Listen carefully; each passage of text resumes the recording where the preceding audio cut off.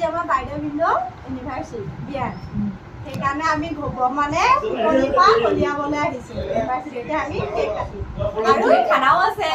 খানা খাম মানে বনাই আছে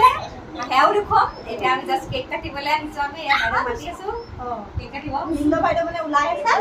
ইয়াৰ কেক কটাৰ পিছতে পাকঘৰলৈ যাম